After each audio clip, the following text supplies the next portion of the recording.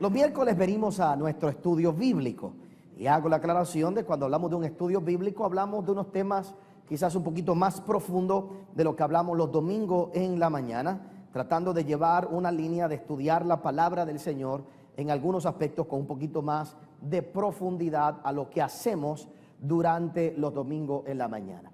Y en las pasadas semanas, los miércoles, hemos estado hablando acerca del tema, le pusimos de forma así creativa, Chasai Gospel, que básicamente es la defensa de nuestra fe.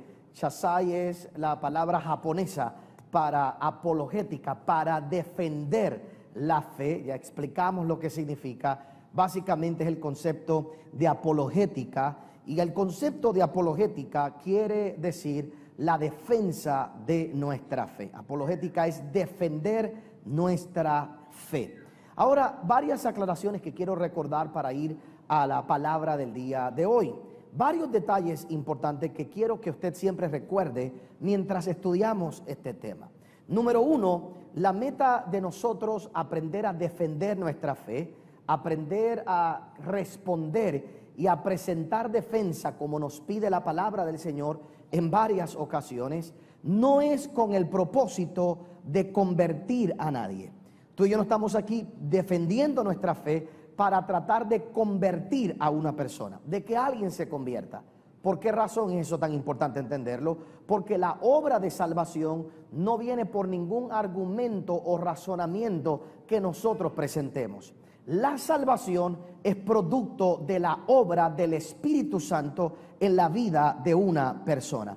Es el Espíritu Santo quien convence de pecado, de justicia, de juicio. Pastor, entonces si yo voy a defender la fe y el final no es que se convierta, ¿para qué lo hacemos? Bueno, lo hacemos según la Biblia, como hemos visto, para muchas cosas. Una de ellas es proveer, sí, una semilla de fe.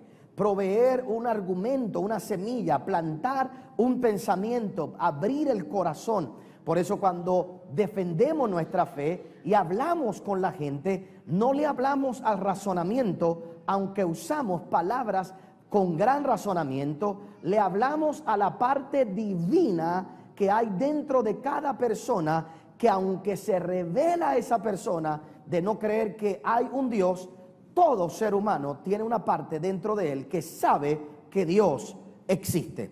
Así que nosotros vamos a ese lugar, hablamos al corazón con palabras inteligentes, pero sabemos que lo que estamos es plantando una semilla en el corazón que esperamos que algún día Dios la pueda usar para hacer la obra. Y hacemos lo que dice la palabra del Señor: Apolo sembró, otro regó, pero el crecimiento lo da Dios. Yo no sé si fui yo el que te puse la semilla y a lo mejor otro vino y le echó el agüita necesaria, pero a la larga y a la postre el crecimiento quien lo da es Dios.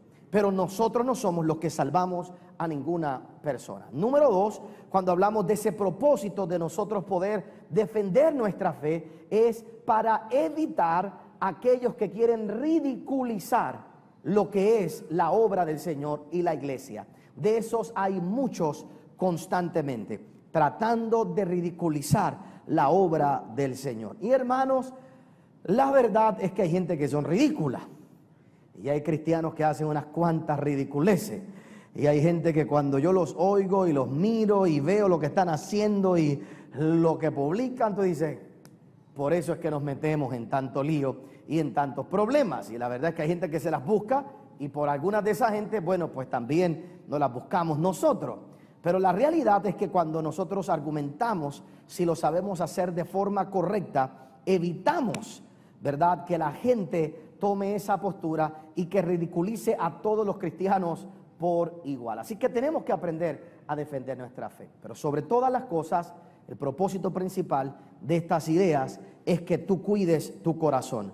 Sobre toda cosa guardada, guarda tu corazón, porque de él mana la vida. Todos nosotros vamos a estar expuestos a filosofías, a pensamientos, a ideas, a cuestionamientos de todo tipo que nos pueden hacer que nuestro corazón se dañe. Por lo tanto, aprendemos la apologética para defender y cuidar nuestro corazón. Dicho eso, como nuestras premisas principales, hoy me gustaría que habláramos y que tomáramos por unos momentos para estudiar el concepto de la fe o la palabra de Dios con la verdad, el concepto de la verdad. En la semana anterior hablamos de la fe y el razonamiento y explicamos lo importante de razonarte a la fe, no fuera de la fe. Pero hablemos por un momento de lo que es la verdad y cómo trabajamos con el concepto de la verdad.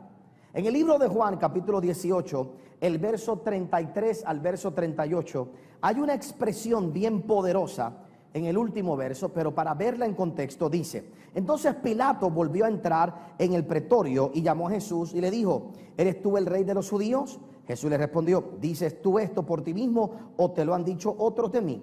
Pilato le respondió: ¿soy yo acaso judío? Tu nación y los principales sacerdotes te han entregado a mí. ¿Qué has hecho? Respondió Jesús: mi reino no es de este mundo. Si mi reino fuera de este mundo, mis servidores pelearían para que yo no fuera entregado a los judíos, pero mi reino no es de aquí. Le dijo entonces Pilato: luego, ¿eres tú rey? Respondió Jesús: tú dices que yo soy rey. Yo para esto he nacido y para esto he venido al mundo, para dar testimonio a la verdad. Todo aquel que es de la verdad oye mi voz. Le dijo Pilato: ¿qué es la verdad? Y cuando hubo dicho esto, salió otra vez a los judíos y les dijo: yo no hallo en él ningún delito. Fíjate esa pregunta que hace Poncio Pilato: ¿qué es la verdad? ¿Qué es la verdad? Esa pregunta todavía en el día de hoy se hace constantemente, y más en el tiempo que nosotros estamos viviendo. De alguna manera u otra, todo ser humano en momentos en su vida quiere conocer la verdad. Tú has estado hablando con alguien y que tú le dices: dime la verdad, por favor. Yo voy a saber si es cierto o no es cierto. Dime la verdad. Porque realmente todos los que estamos aquí conocemos la importancia de la verdad. Y de alguna manera u otra estamos en búsqueda de la verdad constantemente. Pero como esto es un estudio bíblico, tenemos que tocar unas cosas profundas antes de ir a la parte práctica. Cuando hablamos de la verdad, bíblicamente hablando, hay tres conceptos que yo quiero que tú entiendas, que te van a ayudar a argumentar bíblicamente ciertos conceptos que alguna gente puede usar para decirte a ti que la Biblia no es verdad, que la palabra de Dios no es verdadera. Te doy un ejemplo y después te doy los tres conceptos con algunos ejemplos también. Por ejemplo, cuando dice la Biblia que Josué se paró en la grande batalla donde él estaba peleando y dijo: sol, detente y no salgas de tal lugar, no te muevas de tal lugar, sol, detente. Y la Biblia dice que el sol se detuvo. Ese es un verso clásico para la gente decir: la Biblia es mentira. Porque si Dios inspiró la Biblia, Dios sabe que el sol no es lo que se mueve, sino que lo que se mueve es la que es la tierra, ¿cierto? Entonces la gente dice: si Dios sabe eso, ¿cómo permite que Josué declare que el sol se detenga? ¿Y cómo dice que el sol se detuvo y declara como cierto que el sol se detuvo cuando científicamente está comprobado que no es así? Bueno, pues tenemos que entender que Dios usó el conocimiento que Josué tenía para que él pudiera aplicar la fe, y lo valioso de ese momento no era el conocimiento de Josué, fue la fe. Si Josué hubiera dicho: tierra, detente, ¿qué usted cree que hubiera pasado? Se hubiera detenido, pero Josué no tenía el conocimiento. Y en las cosas de Dios, Dios no se mueve por nuestro conocimiento, se mueve por nuestra fe. Así que en realidad lo que vemos es un hombre que tuvo fe en lo que entendía que tenía que pasar para él completar la misión, y Dios cumplió esa palabra. ¿Sería el milagro distinto si él hubiera dicho: ¿sabes qué? Tierra, detente? Estaría la gente cuestionando también que en el día de hoy estarían cuestionando si fuera posible o no. Lo interesante es que científicamente está comprobado que por alguna razón u otra a la Tierra le falta una rotación.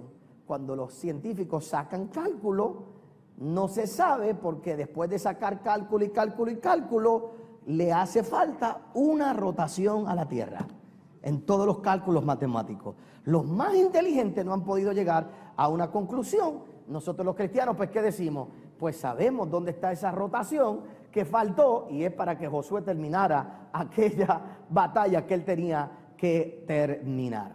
Ahora, declaraciones como esas son las que quizás gente batalla y contiende y dice, bueno, tú ves, la Biblia no puede ser verdad si dice tal atrocidad. Para entender algunos conceptos como estos, hay tres cosas de la verdad que tenemos que entender. Número uno, lo que se llama la verdad correspondiente.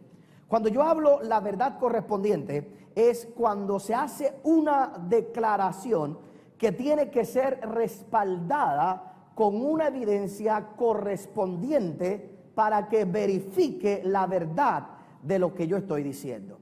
Lo que pasa que no es tan sencillo como lo estoy diciendo. Me explico. El ejemplo clásico que usan algunos autores es, si yo declaro aquí yo hoy, hermanos, está lloviendo. Aquí, si yo diría, está lloviendo, ¿es eso una verdad? ¿Sí o no? ¿Es una verdad, sí o no? ¿Es una verdad, sí o no? ¿Sí o no? ¿Por qué no sería una verdad? Porque aquí no está ¿qué? Ahora te pregunto yo, ¿en alguna otra parte del mundo está lloviendo? Pues entonces mi declaración no es tan mentira. Porque si yo digo está lloviendo, todo depende del lugar que yo esté asegurando que está lloviendo. Para que yo pueda aclararte, tendría que decir, qué sé yo, en China está lloviendo. ¿Cierto? Entonces, ahora no sería mentira en tu mente porque no veas lluvia aquí. Porque entonces yo te podría asegurar por el radar que en China está ¿qué? Lloviendo. Y en la Biblia nosotros vamos a ver declaraciones de esa manera, donde tenemos que verla de forma correspondiente al contexto que se está viviendo, a quién se está declarando, por qué se está declarando. Es como lo que te acabo de explicar del sol. Es correspondiente esa verdad a la revelación o el conocimiento que ¿quién tenía? Josué tenía en ese tiempo y en esa época. Cuando entendemos eso, entonces no es una mentira, es una verdad que usted me tendría que preguntar. Si yo te digo está lloviendo, usted me tendría que preguntar ¿qué? ¿Dónde? Ah, entonces si yo te digo aquí está lloviendo, entonces tú me dirías eso es mentira, porque aquí no está lloviendo. Pero si yo te digo está lloviendo en tal parte del mundo y te lo demuestro, ¿qué pasa? Bueno, pues es verdad, está lloviendo.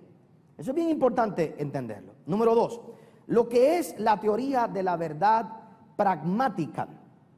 La verdad pragmática. Esta es también media verdad interesante porque nos puede llevar a nosotros a cometer también errores. Pero en la Biblia vemos básicamente ejemplos.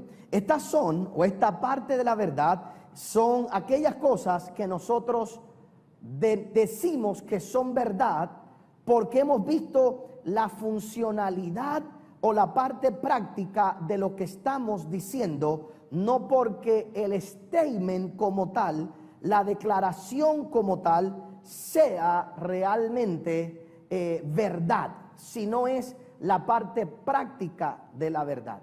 Te lo pongo de forma sencilla y te voy a mostrar dos ejemplos. Uno que voy a la Biblia, y bueno, dos de la Biblia, pero uno voy a leerlo y otro no. Te voy a leer, te voy a mencionar el positivo y te voy a leer el negativo, ¿ok? Para que veas cómo funciona para ambas partes. El famoso ciego que le cuestionaron, ¿quién te sanó? ¿Quién fue el que te sanó? ¿Fue ese? ¿Fue Cristo? ¿Fue él? ¿Fue el Mesías? ¿Quién no es? ¿Cómo él terminó diciendo? Yo no sé quién es él. Una sola cosa yo sé, que antes yo era ciego y ahora veo. Y eso es lo que importa. ¿Qué es lo que hacía a este hombre vivir en esa verdad que había recibido? La funcionalidad del resultado que él tuvo, ¿dónde? En su vida. Mira, yo creo que es verdad y sé que es verdad porque antes yo era ciego y ahora ¿qué? Fíjese que le preguntaron hasta al papá, ¿de verdad este es tu hijo? ¿De verdad nació ciego? Pregúntale a él, edad tiene. Y a él trató de explicarlo y explicarlo. ¿Cómo te lo explico? Mira, créeme. ¿Pero por qué te voy a creer? Porque una sola cosa yo sé, que antes yo era ciego y ahora veo. Ahora veámoslos en la parte negativa que puede ser tricky en este sentido de la verdad. Y leamos un verso en el libro de Jeremías capítulo 44, el verso 16 en adelante. Dice: la palabra que nos ha hablado en el nombre de Jehová no la oiremos de ti, sino que ciertamente pondremos por obra toda palabra que ha salido de nuestra boca para ofrecer incienso a la reina del cielo, derramándole libaciones, como hemos hecho nosotros y nuestros padres, nuestros reyes y nuestros príncipes en las ciudades de Judá y en las plazas de Jerusalén. Y tuvimos abundancia de pan y estuvimos alegres y no vimos mal alguno. Mas desde que dejamos de ofrecer incienso a la reina del cielo y derramarle libaciones, nos hace falta todo, y espada y de hambre somos consumidos. Mira lo que el pueblo dice: antes adorábamos a tal Dios y nos iba bien. Comenzamos a oírte a ti y vimos que dejamos de hacer eso y ahora nos va mal. Y vamos a volver a hacer lo que hacíamos antes, porque los resultados que estamos teniendo no es lo que queremos tener. Ese es el problema de lo pragmático de una verdad, porque no todo lo que es verdad necesariamente te va a funcionar como tú quieres que te funcione, cuando tú quieres que te funcione y como tú quieres que te funcione. Y nosotros tenemos que estar del lado no meramente de lo práctico, sino de la verdad, nos funcione o no nos funcione. Es como aquel que se convierte y me dice: pastor, desde que me convertí todo me va peor. Una vez uno así, yo se lo he contado aquí, una vez vino uno donde mí a decirme eso y me lo dijo tantas veces. Le dije: déjame hacer una oración por ti. Señor, lo desconvierto en este momento, llévatelo al infierno, Señor, te lo desconvierto, lo mando para atrás. No, bueno, pero si te va tan mal siendo cristiano, pues entonces desconviértete, ¿verdad? Yo sé que no hay tal cosa como desconvertirse, pero lo que pasa es que estás tratando de ver lo pragmático de la verdad, y nosotros no somos seguidores meramente de lo pragmático de la verdad, sino que nosotros somos seguidores de la verdad porque hemos conocido la verdad, aunque no siempre nos funcione como nosotros queremos que funcione en el momento que quiero que me funcione. Por último, cuando nosotros miramos, hay otro concepto bien importante, que es el concepto de la verdad intencional. Y esto es bien importante para nosotros defender nuestra fe. Cuando nosotros hablamos de la verdad intencional, es la que muestra la intención de una declaración como la verdad y no la declaración per se como la verdad. Parecido a lo que te acabo de explicar, como Josué declaró. Lo importante no es la veracidad de la declaración de que el sol se detuviera. Lo importante es la intención de lo que Josué quiso decir en ese momento. Por ejemplo, cuando Jesús dijo que la fe es como un grano de mostaza, que es la más pequeña de la semilla. Lo importante no es si la semilla de mostaza es la más pequeña. Eso no es lo importante, porque cualquiera puede venir y decirme: a lo mejor hay una semilla más pequeña que esa, pastor. Pero es que lo importante no es que haya una semilla más pequeña. Lo importante es que la más pequeña, en el contexto de lo que él está diciendo y del punto que él quiere llevar en ese momento, y la intención de él decir que es la más pequeña, es compararla con el reino de Dios y con los resultados que va a tener, y la intención en ese momento es realmente lo que importa. Y estos tres conceptos son necesarios para que tú y yo podamos defender nuestra fe. Dicho eso, viendo esto que me parece, no sé cuánto de usted le parece esto interesante y uno puede aprender todas estas cosas, oiga bien, tú y yo tenemos que entonces como creyentes definir la verdad de esta manera. Para nosotros poder entender y creer lo que es la verdad, tenemos que saber que verdad para el creyente es todo lo que es consistente con la mente de Dios, con la voluntad de Dios, con el carácter de Dios, con la gloria de Dios y con el ser de Dios. Verdad es todo lo que es consistente con la mente de Dios, con la voluntad de Dios, con el carácter de Dios, con la gloria de Dios y con el ser de Dios. Lo repito una vez más para los que toman nota. Verdad para un creyente es todo lo que es consistente con la mente de Dios, la voluntad de Dios, el carácter de Dios, la gloria de Dios y el ser de Dios. Básicamente, verdad es el descubrimiento de Dios mismo, porque como dice Salmo capítulo 31, Él es el Dios de verdad.